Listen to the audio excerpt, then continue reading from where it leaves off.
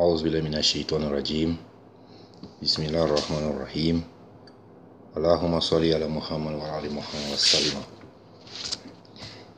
Je vais me pencher sur des réponses à les questions que je trouve nécessaire d'y répondre parce que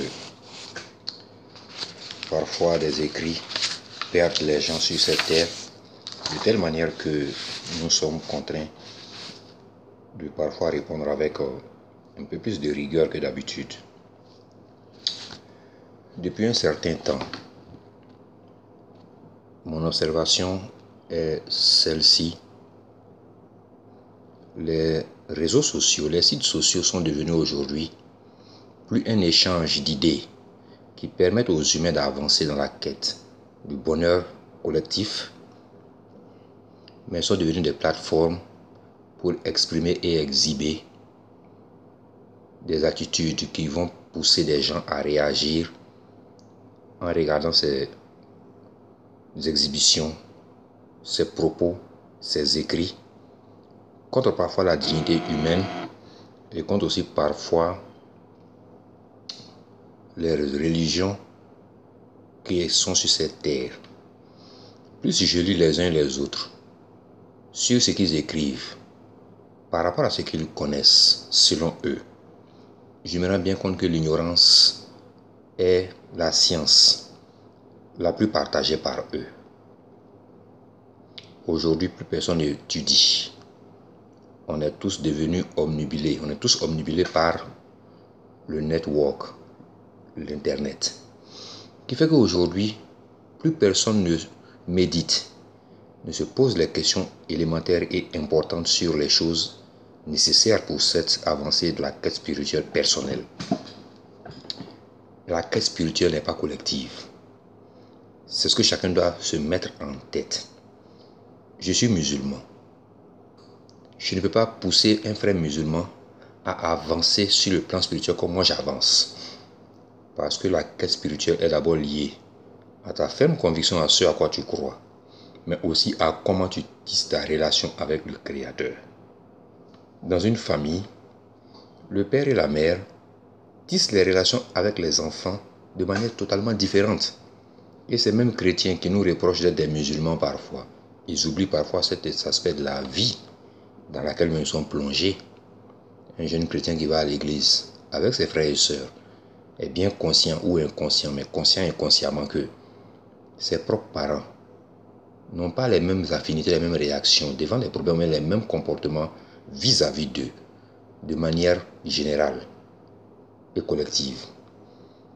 Le père a un comportement avec l'aîné, si c'est un garçon, il a un comportement peut-être un peu plus différent avec les filles.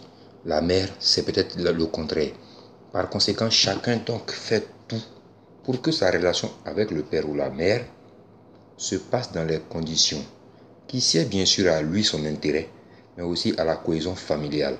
Car quand tu deviens le seul élément de la famille qui devient perturbateur et déstabilisateur, tout le monde se braque contre toi et te trouve isolé parfois si tu n'as pas la chance.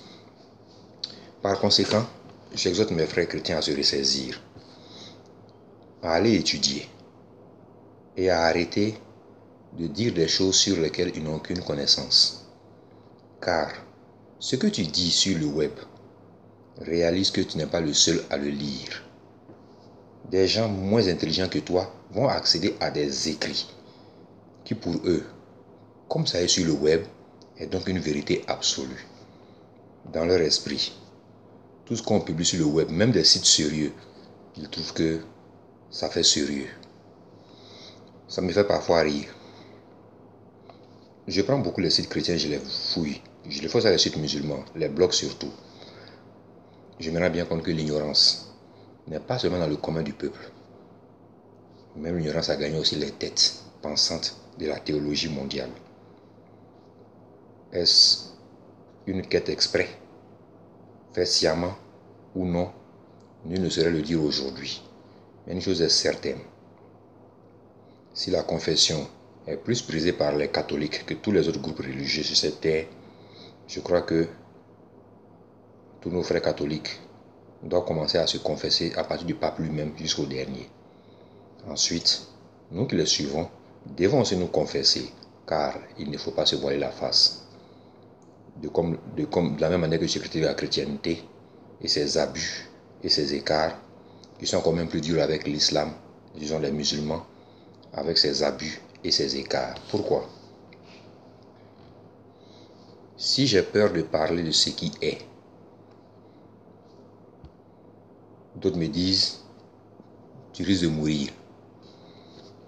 J'ai peur de mourir, je l'avoue, car je m'imagine moi seul dans une tombe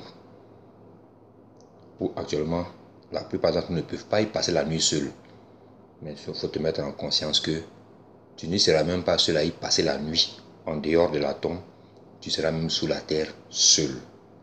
Que ce soit le jour, la nuit, la pluie, le beau temps, l'hiver, le printemps, l'automne et l'été. Par conséquent, j'ai comme tout le monde peur de partir. Pas parce que je ne sais pas que je vais mourir, mais parce que je ne sais pas ce que j'irai raconter à Dieu. Car je ne sais pas les éléments qu'il m'aurait pardonnés et ceux pour lesquels je n'aurais pas eu son pardon. Donc le temps qui me reste à vivre, même c'est 1 minute, c'est toujours de prier Dieu, pas faire les sourates, les rukus, les soudjouds, dans le cœur, qu'il me pardonne ce que j'ai commis comme péché vis-à-vis de lui, d'abord, vis-à-vis des autres, ensuite, et enfin vis-à-vis de moi-même, de ma propre âme. Car je paraphrase Youssouf, mais je répète ce que Dieu a révélé à Youssouf. Disons que Youssouf a eu à dire, car c'est Dieu qui l'a enseigné, qui nous a expliqué, qui nous a révélé. Je ne me sens point cependant, car l'âme est très incitatrice au mal, à moins que ton Seigneur ne t'en écarte, du mal bien sûr. Je ne suis point innocent de tous les péchés que j'ai commis, car, contrairement à ce qu'on pense, le péché est non seulement ce que tu fais qui est mal vis-à-vis de la société, mais qui est réprouvé par Allah et par ton âme. La conscience que tu commets un péché fait déjà de toi l'être qui peut se retrouver en enfer. Car quand tu as pris conscience que tu fais le mal, c'est que tu as pris conscience que ce mal que tu fais contient en face de lui un bien. La sagesse, quand tu l'acquiers de Allah, te recommande donc d'arrêter de faire le mal et de retourner sur le bien. Il n'y a pas un troisième chemin, comme je l'ai toujours dit. Il n'y a que le chemin du bien, le chemin du mal. Par conséquent, chacun d'entre nous doit toujours se dire ceci. C'est quoi le bien? C'est quoi le mal? Car il faut que j'ai la connaissance de ce qui est bien et de ce qui est mal pour pouvoir m'en écarter. Comment puis-je savoir que le feu est brûlant si je n'ai pas eu la conscience de la chaleur de la flamme qui peut me brûler? Mais la conscience peut être obtenue par expérience personnelle, car une fois, j'ai peut-être attrapé le feu, ça m'a brûlé. Ou parce qu'on me dit que le feu brûle et que je crois que ceux qui me le disent ne me mentent pas. Donc, comme ils me disent que le feu brûle, fais attention. Je fais attention, car ils m'ont renseigné, par leur conscience déjà du feu qui brûle, que le feu me brûlera si j'y mets ma main. Par conséquent, je vois maintenant que je ne suis nullement un être individuel dans une communauté, mais je suis un être commun dans une universalité. Je veux dire que ma science que j'acquiers, je suis contraint de la partager aux autres pour que moi-même je m'écarte du mal que je peux acquérir pendant ma quête de ma spiritualité et que les autres qui savent que je cherche la vérité puissent me guider s'ils sont devant moi ou me dire attention, on est derrière toi, on voit que tu vois mal. Ou on voit que tu vas mal. Par conséquent, fais attention à ce que tu fais comme spiritualité.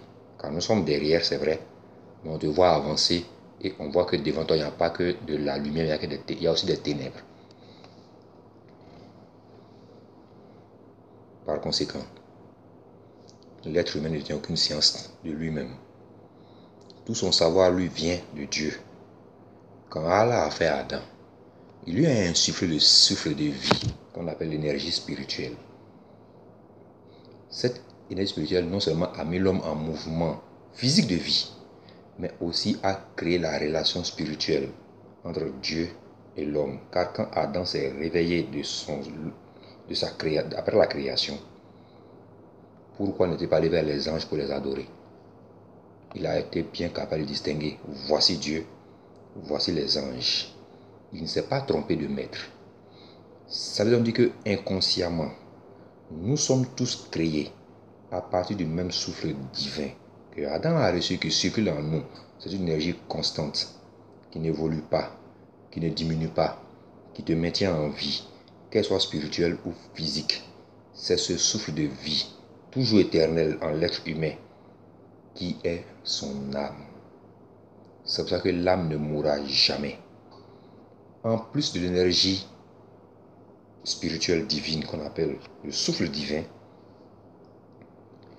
Dieu t'a automatisé en te donnant une particularité autonome que seuls les humains ont.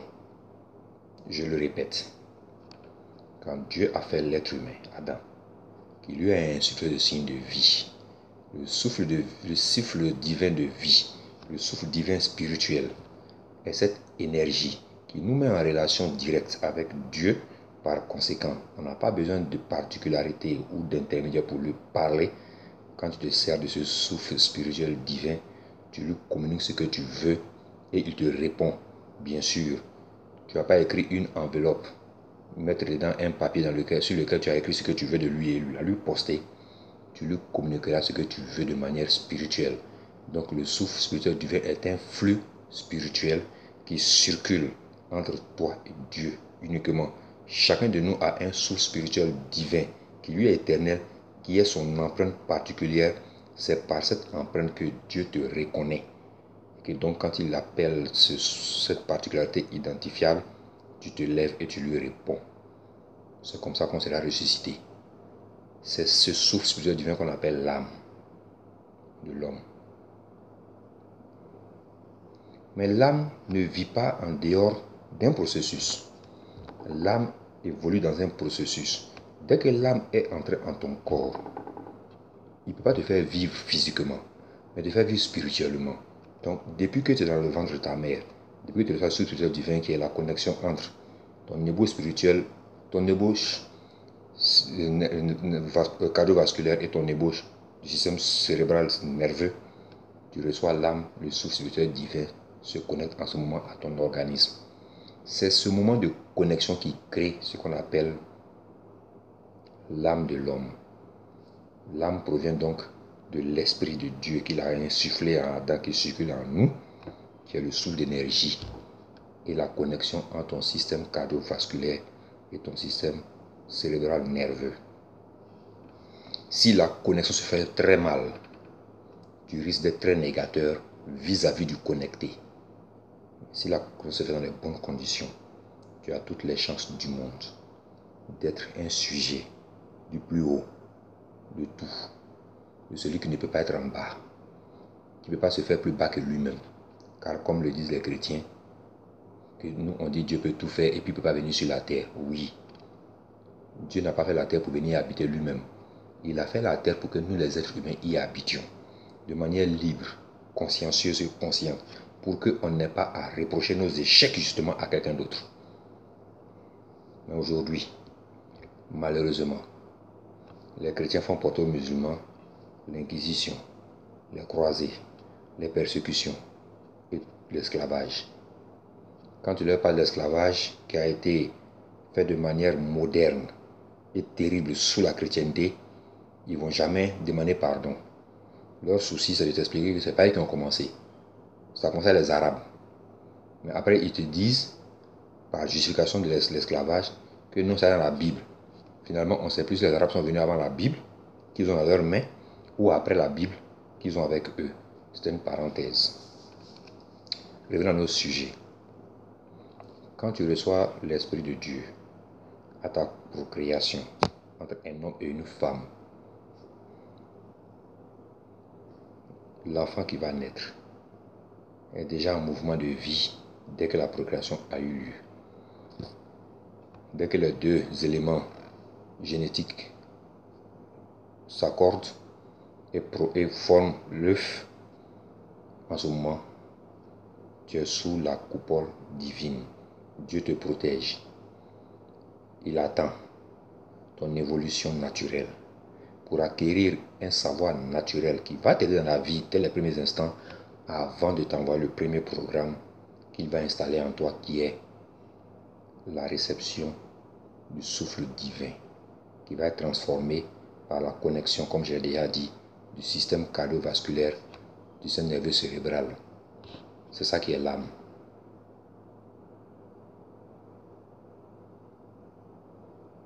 C'est ça qui est l'âme de l'homme. L'âme de l'homme n'a rien à voir avec l'esprit dont on parle. Tu me fais bien comprendre. L'homme en lui-même ne possède pas d'esprit. L'âme lui est donnée par Allah, Dieu Jéhovah, à ce moment précis.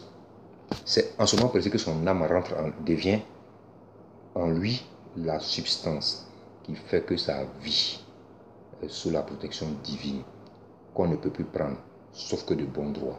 En ce moment, on te dira à l'hôpital que maintenant, si tu fais un avortement, tu peux passer sous la peine de la loi. Pour les pays qui interdisent l'avortement, car en ce moment, ce qu'on appelle fœtus est viable, car il a une ébauche cardiovasculaire qui fonctionne, il y a un esprit qui lui permet de se déplacer dans le ventre de sa mère. Il commence donc à acquérir les notions d'espace et de déplacement. Par conséquent, il prend conscience qu'il est dans un milieu dans lequel il peut se mouvoir. Cette notion de conscience qu'il acquiert dans le ventre de sa mère fait de lui un être viable. On ne peut plus prendre sa vie, sauf que de bon droit. L'esprit n'est pas pour nous. Elle ne nous appartient même pas. On ne la possède pas en fait. On nous a donné l'esprit. Dieu nous donne l'esprit. Pour que l'esprit donne à l'âme qui est maintenant en toi la force de te faire prendre les décisions de la conscience. Dès qu'on va te retirer l'âme, ton enveloppe physique qui est suspendue à la présence de l'âme va s'effondrer. La dislocation entre les deux entités, c'est ce que beaucoup appellent la mort. On appelle ça la réforme radicale, le changement de cycle spirituel divin. Parce que personne ne meurt en réalité.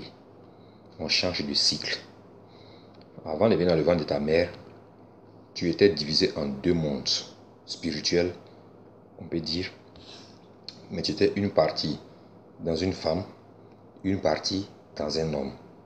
C'est la rencontre des deux qui fait de toi un être viable.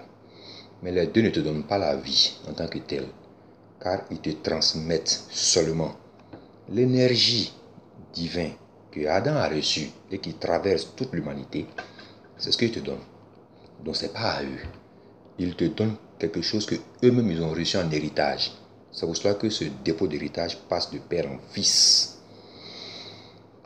Quand les deux organes, les deux parties qui permettent de créer l'être, sont le spermatozoïde et l'ovocyte 2 qui est devenu ovule par la piqûre spermatique, en ce moment-là, la fusion des deux crée un nouvel organisme.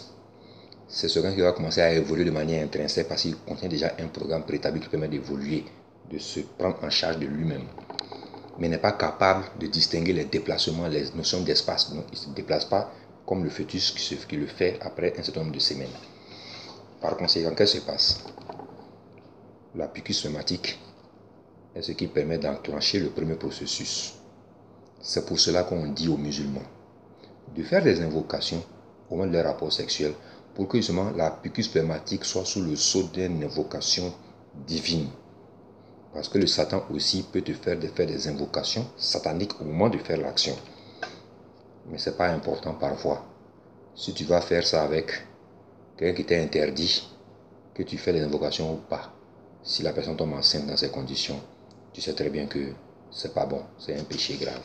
Donc l'invocation que tu feras ne te préservera pas du péché que tu auras commis de faire prendre l'enfant avec ta propre belle-sœur. On se comprend très bien. Par conséquent, l'invocation n'est valable et prend puissance, prend effet que dans ce qui est licite et normal. Dès lors que la piqûre spermatique a lieu, le nouvel être étant créé, il n'a pas encore reçu la connexion de l'ébauche cardiovasculaire qui n'est pas encore créée, de l'ébauche du système cérébral nerveux. Mais il vit. Je vais dire qu'il quitte l'utérus, la paroi intérieure pour venir vers l'entrée et il s'accroche là. Il commence à se développer sans nourriture parce qu'il contient déjà les éléments qu'il faut en lui-même pour permettre le démarrage du programme qui est déjà préétabli en toi, que tu as reçu par transfusion spirituelle depuis Adam jusqu'à maintenant. Bien.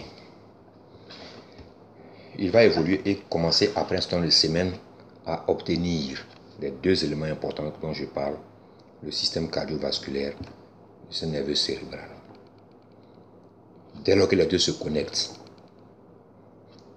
les deux ne se connectent que lorsque maintenant Dieu envoie le souffle. L'autre souffle, le second souffle dont on parle qui est l'âme. Dès lors que Dieu fait rentrer l'âme à cette créature, automatiquement, il devient une créature viable. On peut le distinguer sur les radiographies. C'est vrai avec une grosse tête, peut-être même pas de bonnes jambes, mais on sait que maintenant, cet être qui est là a une existence. On peut le voir maintenant, alors qu'il n'a que peut-être le poids d'une boîte de canettes de coca. Quelques grammes. Mais il est déjà protégé par la loi de la vie. On ne peut plus le prendre sauf de bon droit. Bien. Cet être humain qui a réussi à connecter donc les deux éléments fondamentaux de sa vie, de son existence, qui sont le système cardiovasculaire et le système nerveux cérébral, mérite maintenant qu'on s'occupe de lui. Un bon musulman commence à éduquer son enfant avant qu'il ne sorte du ventre de sa mère. Un bon musulman commence à éduquer son enfant avant qu'il ne sorte du ventre de sa mère. Ça est dans le Coran. Je sais que beaucoup vont toujours me demander et discuter. Dans le Coran, Dieu nous dit bien clairement qu'il a mis l'homme dans 3 membranes différentes, dans 3 membranes et dans 3 phases successives. Et que nul ne connaît ce qui est dans les matrices sauf Dieu. C'est pas ambigu. C'est ambigu pour ceux qui lisent le Coran. Mais pour ceux qui étudient le Coran, c'est pas du tout ambigu. C'est clair, il est comme l'eau de roche. Nul être humain ne sait ce qui est dans la matrice sauf Allah. En fait, Allah veut là nous informer que l'être que vous avez décidé de prendre en charge par la procréation de vous deux, hommes et femmes, incombe à votre responsabilité parce que vous ne savez pas ce qu'il sera demain. Vous êtes donc les seuls à lui modeler un avenir pour qu'il soit ce que je veux qu'il soit. Voilà ce que Allah veut que l'on retienne dans cette partie du Coran où il nous dit: nul ne connaît ce qui est dans les matrices, sauf Allah. Pour te dire, comme tu ne sais pas ce qui est dans la matrice, va prier, va étudier, va apprendre, pour que ce que tu ne sais pas qui est dans la matrice, tu saches modeler ce que tu ne sais pas, pour que ça te soit visible et que tu aies un résultat que toi-même tu peux contrôler. Parce que si tu ne l'étudies pas, si tu ne réfléchis pas, si tu n'apprends pas, l'être dont tu n'as aucune notion, aucune connaissance, aucune science, quand il sortira, tu ne pourras pas le modeler. Je pense qu'on fait de la modélation avec une pâte qui a une forme précise, qu'on peut modifier à sa guise, selon son entendement. Mais quand les pâtes, la modélation sont dans les boîtes, on ne sait pas comment ça est généralement. Il faut découvrir la boîte pour pouvoir modeler. Mais on a une idée générale, déjà, même sans savoir ce qu'il y a dans la boîte, de ce qu'on va modeler. Je mange des pâtes à modeler et pendant que je suis en route, dès que je vais ouvrir, je vais faire un cheval. Donc je vais faire une petite voiture. Donc je vais faire un chien. Donc je vais faire des châteaux. Je n'ai pas encore ouvert la boîte, mais je commence déjà à me mettre en tête une étude que je vais mener pour pouvoir modeler ma pâte, pour obtenir ce que je réfléchis déjà à ce que je vais faire avec. C'est la même chose pour la femme enceinte. C'est ce que Dieu veut qu'on comprenne comme image que je donne. Les tafsirs spécialisés ne me concernent jamais. Vous ne me verrez jamais faire un tafsir d'un verset du Coran en me servant de livres. en répétant ce qu'on répète depuis des siècles qui n'ont plus justement d'actualité pour nous aujourd'hui. Donc je reviens, je répète. Quand Dieu nous dit « Personne ne sait ce qu'est la matrice sauf lui », c'est pour dire qu'il t'informe que lui, Dieu, lui, sait ce que l'enfant est dans le ventre de sa mère. Mais toi qui es chargé de son éducation, comme tu ne sais pas, va étudier, va apprendre. Car l'être qui va sortir, tu as des droits envers, tu as des droits et des devoirs à faire. Tu as des droits et des devoirs envers cet enfant qui va naître. Par exemple, de lui parler de mon Dieu, quand tu auras l'âge de comprendre Dieu. Pour que tu saches qu'il est apte à comprendre la notion de Dieu, c'est parce que tu as appris la psychologie humaine. Il sait que c'est à cet âge-ci que mon enfant là peut commencer à apprendre et comprendre ce que Dieu est. Mais si toi-même tu n'as rien appris, tu es assis au grain à tes pendant que la femme est enceinte, qui vient du marché, qui fait les travaux, toi tu es assis au grain, tu n'as pas le temps d'apprendre. Quand l'enfant naîtra, Wallah, on se connaît, on peut se blaguer souvent quand on se parle. Tu vas passer tes temps au grain. L'enfant ne recevra aucune éducation religieuse. Il va recevoir la même éducation publique de la cour commune, de la famille, de la rue et de l'école. Finalement, tu vas produire quelqu'un qui a qu'un nom musulman, mais qui n'est pas soumis spirituellement. Donc, sa religion sera comme la tienne, mécanique. Le mois de carême, il va te dire lui-même, papa, on doit s'abstenir de manger, non? Il ne dira pas qu'on doit jeûner, parce que tu lui as appris que jeûner n'est pas un acte spirituel de dévotion envers Allah, mais tu lui as appris que jeûner, c'est ne pas manger, ne pas boire, ne pas mentir et consort. Souvent, tu oublies ça. Ce que tu lui dis généralement, c'est ne pas boire, ne pas manger. Donc pour l'enfant, tout normal de continuer ce qu'il faisait habituellement à ses amis, mais il ne doit pas manger, il ne doit pas boire. C'est ce qu'il a dit lui souvent même. Quand on l'invite à manger, il dit non, tante, je ne mange pas parce que je suis en jeûne, je ne dois pas manger jusqu'au soir. Souvent il donne l'heure, sans même savoir à quelle heure on doit couper le carême. Bien ça, c'est une parenthèse. Pour dire quelque chose de très fondamental. L'échec de l'éducation des enfants musulmans en Afrique est lié à ça. Parce qu'on n'a pas compris ce qu'il y avait dans le verset coranique qui dit « Moi Dieu, je sais ce qu'il y a dans les matrices, vous ne savez pas. Par conséquent, comme tu ne sais pas, va apprendre. Pour que quand il viendra, tu saches. » Et comme on n'a pas appris, qu'est-ce qu'on fait? On fait nos devoirs vis-à-vis des enfants. Et quand la femme vient de l'école te poser des questions sur Dieu, soit tu le rabroues. Tu accuses l'école des Blancs de gâter sa tête, mais tu ne corriges pas la tête qui est gâtée par l'école des Blancs en lui apportant la science exacte. En fait, il n'en a même pas. Parce que n'a rien appris. Donc l'enfant reste entre deux mondes.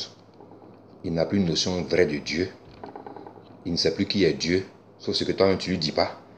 Il ne sait plus qui est Dieu, sauf ce qu'on lui dit à l'école. Il ne sait plus qui est Dieu, sauf ce qu'on met sur les sites sociaux comme YouTube et Google Plus et Facebook.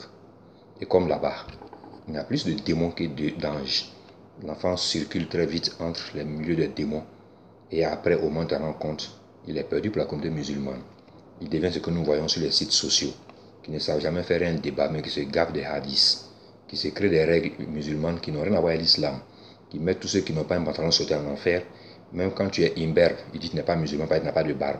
Dans sa tête à lui, un bon musulman est celui qui a une barbe, qui saute un pantalon, qui tient dans sa main un chapelet, qui a sur lui un Coran, maintenant c'est vraiment MP3, qui essaie de parler quand même l'arabe, même quand tu ne peux pas. Et quand tu ne peux pas, le mot le plus précis qu'il peut dire en arabe, c'est Masha'Allah, Inch'Allah. Et bon, Juma Mubarak, il devient arabophone par contrainte et non plus musulman de cœur. Salam.